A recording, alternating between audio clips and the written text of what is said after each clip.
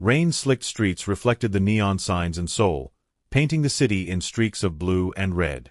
The night air was thick with the scent of wet asphalt and street food, a blend of life and decay that the city never shook off. In the shadows of Itaewon, a quiet hum of tension rode the wind. Something was about to go wrong, and everyone knew it, except maybe her. She was walking briskly, black backpack slung over one shoulder, the leather straps digging into her skin. Her heels clicked a rhythm that mingled with the distant sounds of nightlife. At 24, Aisha had spent the last years buried in law books, aiming to make a difference where it mattered. Justice, for her, wasn't an idea, it was a mission. Tonight, though, she was just trying to get home after late-night research at the university library. She had no clue that fate had rewritten her plans in bold, dangerous letters. The alley she passed should have been empty, but it wasn't.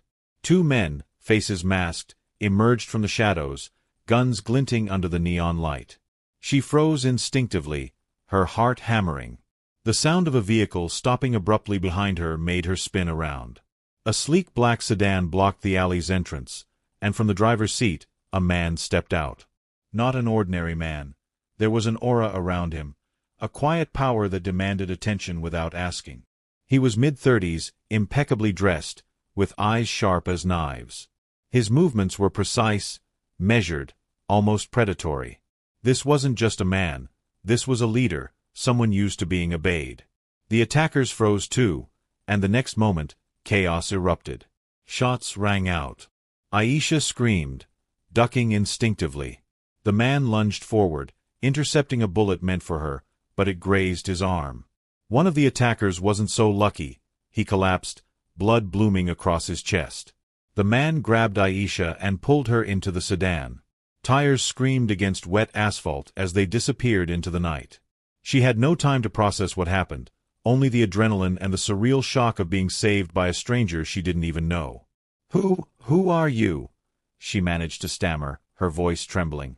He didn't answer immediately. His jaw was tight, and there was something in his eyes, a mix of regret and calculation. "We need to get you somewhere safe," he said finally. His voice was calm, deep, a stark contrast to the panic swirling in her chest. The car moved through the rain-slick streets, weaving expertly through traffic. She stole glances at him. There was something familiar yet alien about him, something that hinted at stories she wasn't meant to hear. I think they wanted to kill me," she whispered. "Why?" "I don't know anyone powerful." He gave a bitter laugh, shaking his head. "No, you don't. Not yet."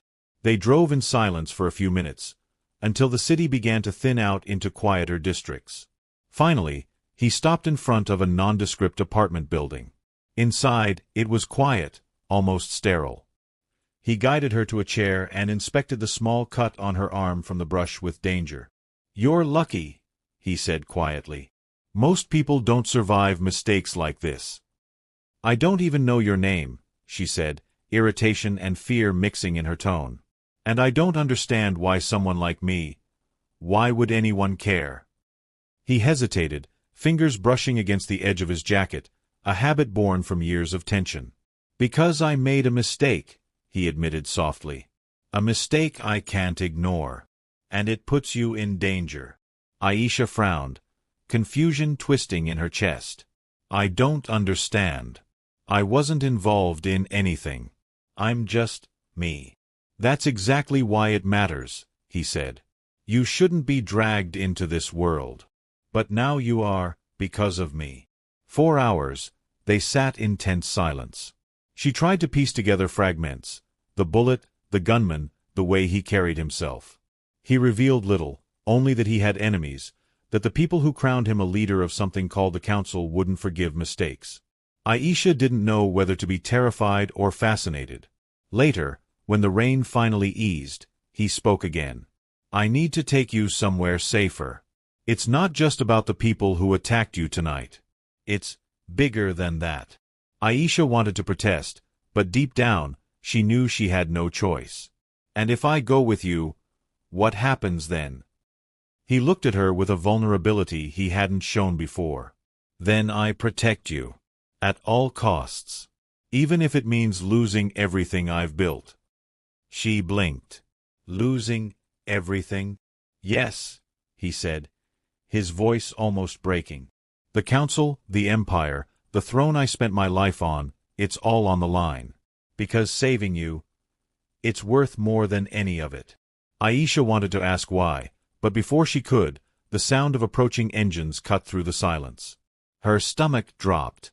"Who are they?" she asked, panic rising. He didn't flinch. "People who would see you dead. People who think your life is the price for my mistakes. We leave now."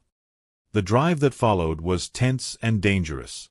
They crossed the city in a zigzag path to avoid surveillance, occasionally stopping in shadows while he scouted the roads ahead. Aisha noticed how seamlessly he navigated danger, how his instincts were razor-sharp. Every gesture, every decision, was calculated. It was intimidating and strangely captivating. At one point, as they paused in a quiet parking garage, she looked at him again. "Why me?" she asked softly. "Why risk all of this, for someone who doesn't even know your name?" He exhaled, his shoulders heavy. "Because I can't fix my mistakes by staying in the shadows. You're not just anyone. You're the only person I can't leave behind. And maybe," his voice faltered slightly, "maybe because I've never felt that before.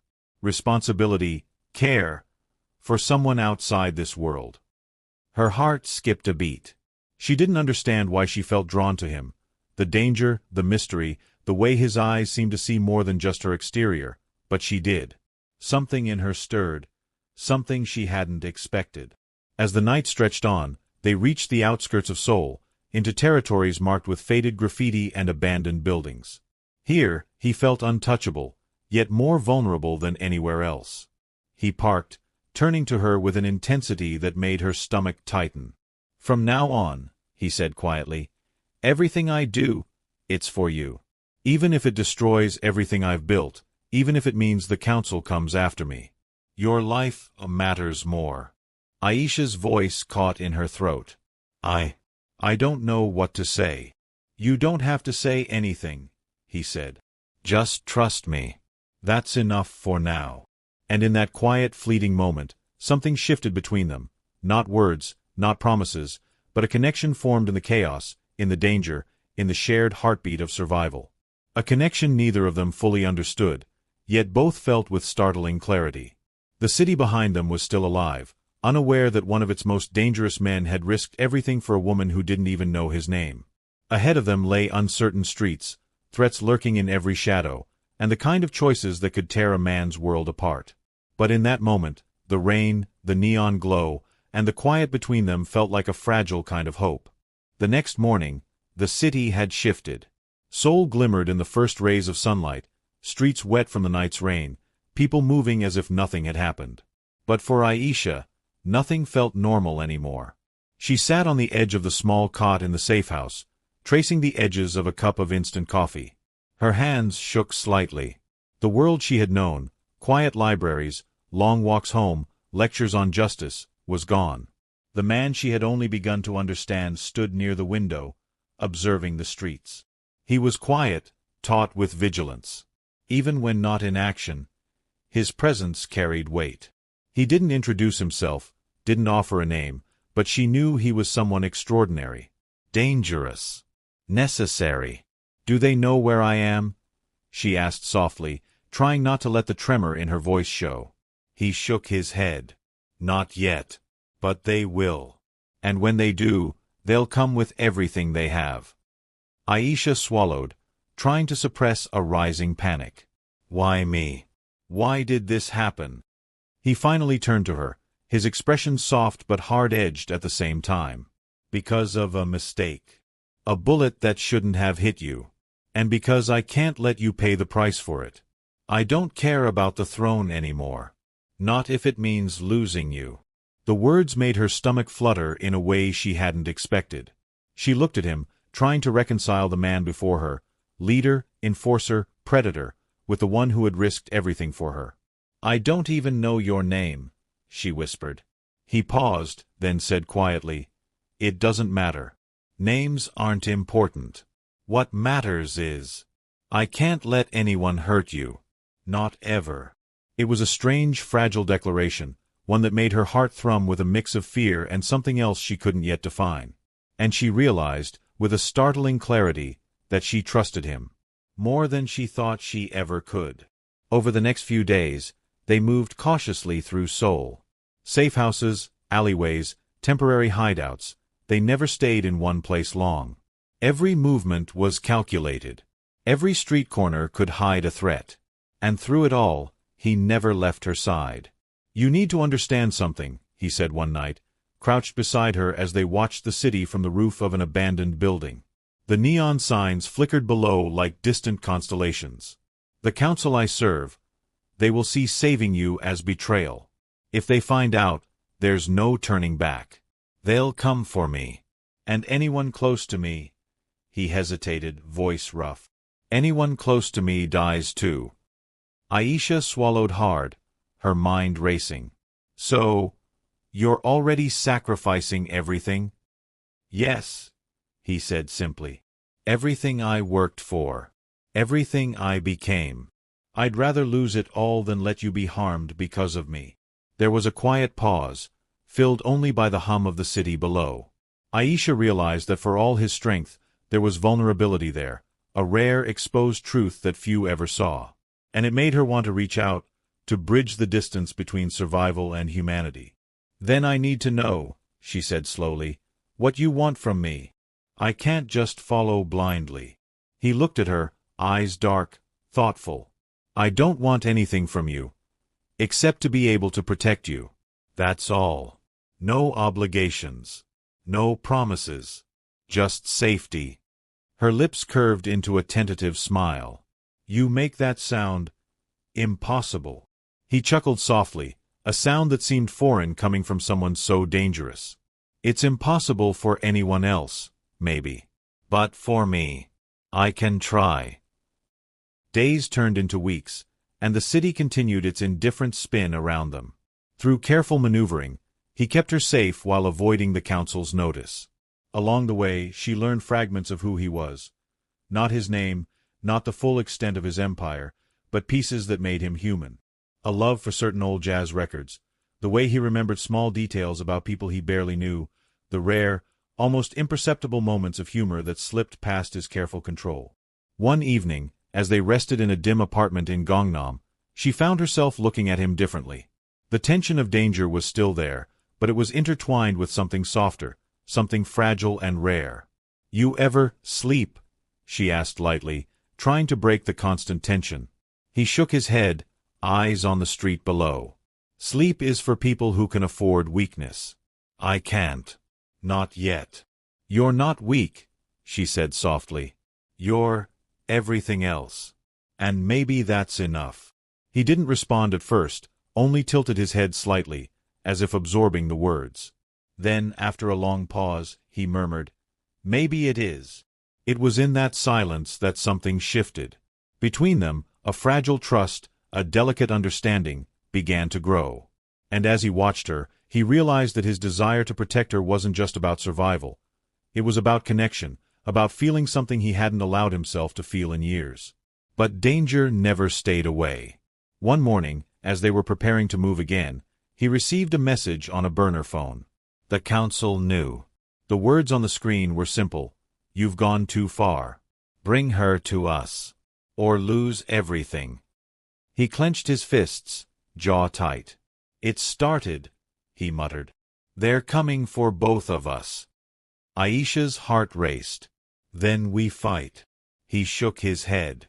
"We survive. That's the first step. Fighting the council, that comes later. Right now, we stay alive. Together." Her hand brushed against his, an instinctive movement, and he didn't pull away. Not even slightly. Instead, he let it linger, feeling the warmth, the grounding presence that reminded him why he risked everything. As they prepared to leave, he paused, turning to her fully. "There's something I need to say," he admitted, voice low. "If we make it through, if we survive, I want you to know that everything I've done, every choice I've made tonight, it's all because of you. Not because of the Empire, not because of power, but because of you." Aisha's chest tightened. I don't know what to say, she whispered, feeling a mixture of awe and fear. You don't have to, he said, voice barely audible over the rain that had returned in a soft drizzle outside. Just trust me. That's enough. And so they left, stepping into the uncertain streets, bound together by fate and choice. Each step forward was a defiance of the world around them, each shared glance a quiet promise. The city was dangerous, and the council's reach was long, but for the first time, he felt a sense of purpose beyond power. A reason to fight. A reason to survive. A reason called Aisha. The journey out of Seoul was slow and deliberate. They avoided main highways, stuck to lesser-known roads, and relied on contacts who owed him favors from decades of careful dealings. Aisha watched him move through the city with an almost supernatural awareness, sensing danger before it even arrived. Despite her fear, she couldn't help but admire it. The precision, the confidence, the quiet authority that clung to him even when his empire had already begun crumbling. Weeks of careful travel brought them to the mountains south of the city, where the council's reach weakened. Here, the world was quieter. Trees loomed, wind whispered through the pines, and for the first time since that night in Itaewon, Aisha felt a semblance of peace. She sat by the riverbank, watching the current carry fallen leaves, and realized how much she had clung to this man, not out of gratitude alone, but because he had opened a world of trust and care she never expected to find. He joined her quietly, crouching beside her with the ease of someone who moved like the wind itself. "We can't stay here forever," he said, voice low, tinged with exhaustion. "But for now, it's safe." Aisha looked at him, really looked at him, and saw the man behind the legend, the weight of responsibility in his shoulders, the quiet torment behind his eyes. "I can't imagine what you've given up," she said softly. "Everything you worked for, all of it." He exhaled, running a hand through his hair. "I already lost it the moment I decided to save you. Power, respect, loyalty from the council, all gone. But somehow, it doesn't feel like loss. Not compared to this." His hand hovered near hers, and when their fingers brushed, the touch was electric, grounding, something unspoken but undeniable. Aisha's heart beat faster. "This?" she asked, her voice barely above a whisper. He nodded. "You. Being able to protect you, to keep you alive. It matters more than any throne, any empire. I never thought I could care for someone like this. But now I do. And I'd do it again, 1,000 times." Her chest tightened with a mix of fear and longing. She had followed him blindly into danger, trusted him in ways she had never trusted anyone. And yet, she realized, she didn't regret it. I feel the same," she admitted. "I trust you, even if I don't understand everything." For a moment, the world felt still. The mountains, the river, the quiet, they were the only witnesses to this fragile, growing connection. He didn't smile often, but now a slow, almost shy curve tugged at his lips. "Then we face whatever comes next, together." The next morning, the council made its move. A small convoy of black vehicles cut through the forest road like a shadow of inevitability. He watched them approach from the ridge, his mind calculating, strategizing, but Aisha could see the tension beneath the calm exterior. "They won't leave without a fight," she murmured. "No," he admitted. "And we won't let them." The confrontation was precise, almost cinematic. He led them through the forest, using every trick he had learned in decades of maneuvering. He stayed close to her, guiding her through hidden paths, through natural barriers that slowed their pursuers. When they finally had to confront the council's lieutenants directly, he did so with a cold efficiency, his voice carrying authority that made even seasoned enforcers hesitate. "You've made your choice," one of the council men sneered. "You betray the council for a girl who doesn't even know your name. Do you understand what that means?" He met the man's gaze steadily. "I understand it better than you think. It means I care about the right people. It means I won't let my mistakes destroy innocent lives. It means I choose what's right over what is expected." The standoff lasted hours, tension stretching until every breath felt heavy. But slowly, he turned the tide, not through brute force alone, but through the alliances he had secretly maintained, the loyalty he had earned over years, and the sheer conviction in protecting Aisha. When the council finally backed down, it was clear. His empire was no more, but he had protected her. He had risked everything and, in doing so, created something new, something he hadn't anticipated. Aisha stood beside him afterward, adrenaline still coursing through her. You did it," she said, awe in her voice. "You risked everything for me." He looked at her, weary but resolute. "I lost the empire, the council, the throne I built my life around. But I didn't lose this." He gestured between them. "I didn't lose you." Her heart clenched. "I never wanted any of that," she admitted softly. "All I needed was someone who'd fight for me. And you did." They walked through the early morning mist, the sun rising behind the mountains, casting light on a world neither of them had expected. There was no power, no empire, no throne, but there was freedom. There was trust. There was the fragile, dangerous bloom of something neither had anticipated: love. Over the weeks that followed, they moved quietly, deliberately, building a life away from the shadow of crime. He taught her how to navigate danger, but also how to find peace in a world that had always been chaotic. She, in turn, reminded him of the simple joys, laughter, curiosity, the small victories of a life rebuilt from nothing. One evening, as they sat watching the city lights from a quiet overlook far from Seoul, he turned to her, eyes soft but intense. "I never thought I'd be here, without my empire, without my title. But I am. And I'm happier than I've ever been." She smiled, leaning against him. "Because you finally found what matters." "Because I finally found you," he corrected gently, brushing a strand of hair from her face. She laughed softly, a sound that mingled with the night wind. "And I found you too, even if I didn't know who you were at first." They sat in silence, letting the city's distant hum wrap around them, letting the danger fade into memory. The world had tried to take them apart, to test every choice they made. But in the end, what remained was clear, unshakable: trust, survival, and the kind of love that was forged not by crowns or power, but by choice. The throne was gone, the empire collapsed, and the council had been defeated, not by violence alone, but by a man who chose what was right over what was expected. And Aisha, the girl who didn't even know his name, had become the center of his world, the reason he let go of everything else. They left the overlook hand in hand, stepping into a future that was uncertain but theirs.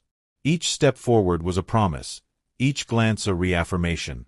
They didn't need power or titles, because they had each other.